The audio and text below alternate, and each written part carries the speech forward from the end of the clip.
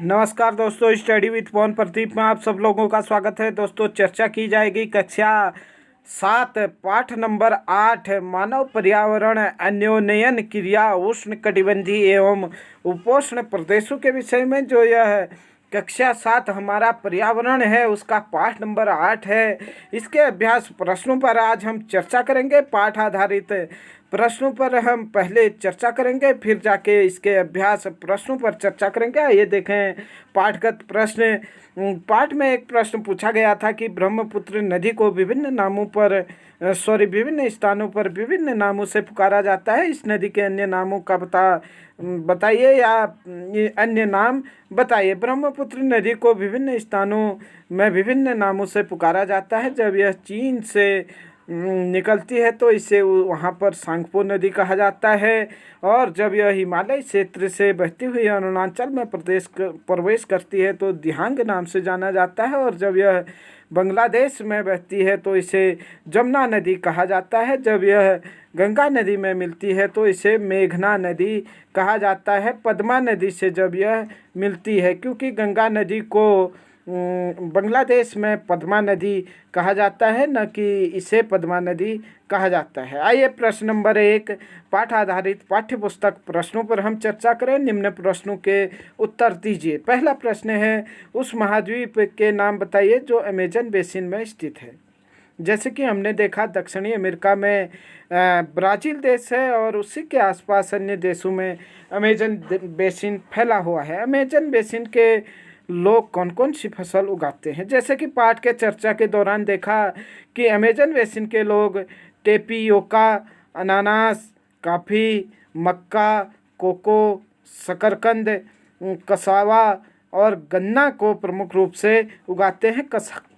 Cassava इनका क्या है, प्रमुख भोजन है जो आलू की तरह उगाया जाता है। अमेजन प्रश्न नंबर ग, अमेजन के वर्षावन में कौन सी पक्षी पाए जाते हैं। हमने देखा था कि अमेजन के वर्षावनों में टूकन और गुंजन पक्षी प्रमुख रूप से पाए जाते हैं। उसके बाद आप लोग प्रश्न नंबर घ देखेंगे, गंगा नदी के तट पर कौन से प्रमुख शहर स्थित हैं। गंगा नदी की बात करें तो जहां से मैदानों में प्रवेश करती है गंगा नदी, हरिद्वार वह क्षेत्र है या नहीं। हरिद्वार से गंगा नदी मैदानों में प्रवेश करती है। उसके बाद कानपुर है, इलाहाबाद है, वाराणसी है, पटना है, मुंगेर है, भागलपुर है, कोलकाता है। ये सब गंगा नदी के तट पर स्थित शहर हैं। उसके बाद एक सींग वाले गैंड कहाँ पाए जाते हैं। एक सींग वाले गैंडे की अगर बात करें तो यह ब्रह्मपुत्र नदी के मैदानों में पाए जाते हैं या असम के कांजीरंगा नेशनल पार्क में पाए जाते हैं, हम ऐसा भी कह सकते हैं। उसके बाद प्रश्न नंबर 2, सही के सामने सही का चिन्ह लगाना है। टूकन क्या है।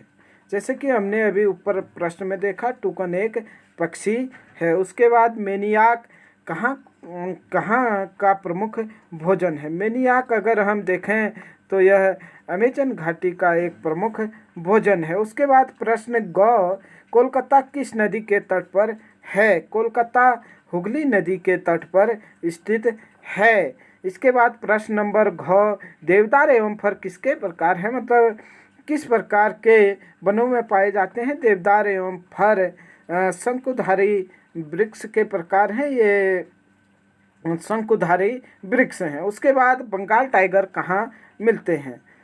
बंगाल टाइगर अगर हम देखें तो गंगा एवं ब्रह्मपुत्र के डेल्टाई क्षेत्रों में मिलते हैं। आइए देखें आगे प्रश्न नंबर 3, सही मिलान आप लोगों को करना है। सूती कपड़े को अगर देखें तो यह गंगा के मैदान में मिला है। और उसके बाद अगर हम मलोका की बात करें तो मलोका ढालू वाले छत, जो अमेजन घाटी में बड़े बड़े अपार्टमेंट बने होते हैं उसके ढालू वाले छत को मलोका कहते हैं। पिरियाना की अगर बात करें तो यह एक प्रकार का क्या है, मछली है, मत्स्य है। रेशम कीट की अगर बात करें तो रेशम कीट रेशम के कीट पालन जो करते हैं वह पालते हैं, और कांजीरंगा नेशनल पार्क असम में स्थित है। आप लोग कक्षा 7 वाले इस तरीके से लिखेंगे, सूती कपड़े गंगा के मैदान, मलोका ढालू छत, पिरियाना मत्स्य, रेशम कीट पालन या नहीं, और काजीरंगा असम में है। उसके बाद प्रश्न नंबर 4, वर्षा वन लुप्त हो रहे हैं, कारण बताना है आप लोगों को। वर्षा वन वाले क्षेत्रों में कृषि के लिए एवं अन्य मानवीय आवश्यकताओं की पूर्ति के लिए वर्षा वनों को तेजी से काटा जा रहा है, जिससे वर्षा वन क्या हो रहे हैं, लुप्त हो रहे हैं। अगला प्रश्न है प्रश्न नंबर 6, गंगा ब्रह्मपुत्र के मैदानों में धान की कृषि होती है, क्यों होती है? क्योंकि गंगा और ब्रह्मपुत्र के मैदान में धान की कृषि होने के प्रमुख कारण है यहाँ पर 100 सेंटीमीटर से अधिक वर्षा होती है।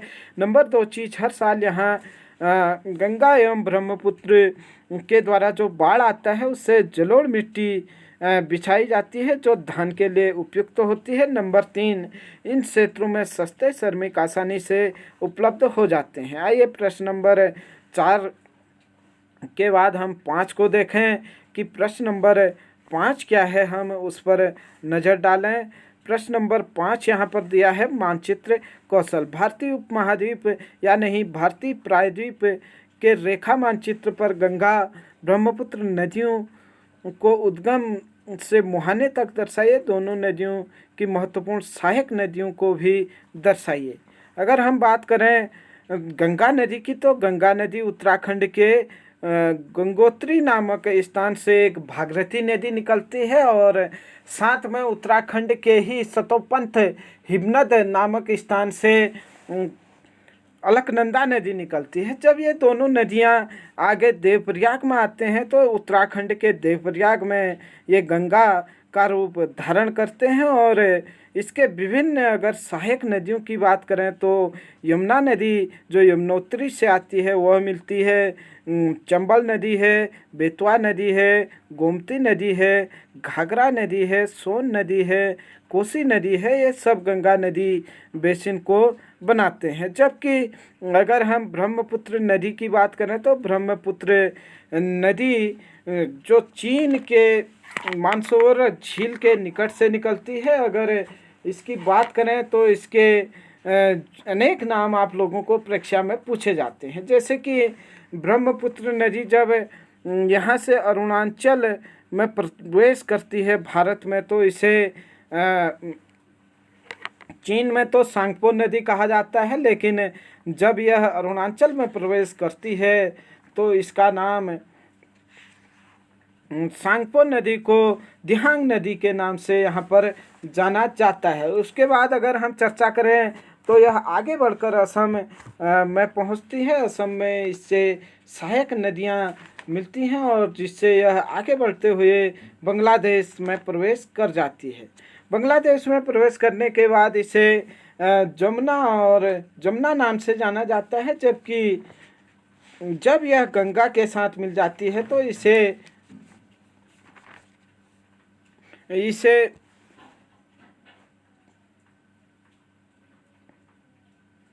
गंगा और ब्रह्मपुत्र का संयुक्त रूप जो होता है वो मेघना कहलाता है, मेघना नदी के नाम से जाना जाता है। अगर हम इसके कुछ प्रमुख सहायक नदियों की बात अगर हम करें तो जो ब्रह्मपुत्र नदी है इसमें ब्रह्मपुत्र नदी में दिबांग है और लोहित नदी है जिसे खून की नदी कहते हैं, और साथ ही साथ अन्य नदियां भी मिलती हैं जो माजुली द्वीप का निर्माण भी करती हैं। आइए उसके बाद देखें प्रश्न, इसी में अगला प्रश्न है कि प्रश्न ख, दक्षिण अमेरिका में राजनीतिक मानचित्र पर भूमध्य रेखा खींचिए और भूमध्य रेखा पर स्थित देशों के नाम चिन्हित कीजिए। भूमध्य रेखा जैसे कि आप लोग जानते हैं पृथ्वी को 2 बराबर भागों में बांटने वाली रेखा को भूमध्य रेखा कहते हैं। और दक्षिण अमेरिका के क्षेत्र की अगर बात करें तो यहाँ पर इक्वाडोर है, कोलंबिया है, ब्राज़ील है जो 0 डिग्री अक्षांश पर हैं या विषुवत रेखा पर हैं या भूमध्य रेखा पर हैं। इस प्रकार से चर्चा थी यह कक्षा 7 पाठ नंबर 8 मानव पर्यावरण अन्योन्नयन क्रिया उष्ण कटिबंधीय एवं उपोष्ण कटिबंधीय के अभ्यास प्रश्नों पर। आशा करता हूं कि आप लोग इन्हें समझ पाए होंगे और आप लोग अगर इसे समझ पाए, आप लोगों को अच्छा लगे तो अपने मित्रों के साथ अवश्य शेयर कीजिए। तब तक के लिए हमारे साथ यूं ही बने रहिए। जय हिंद, जय भारत।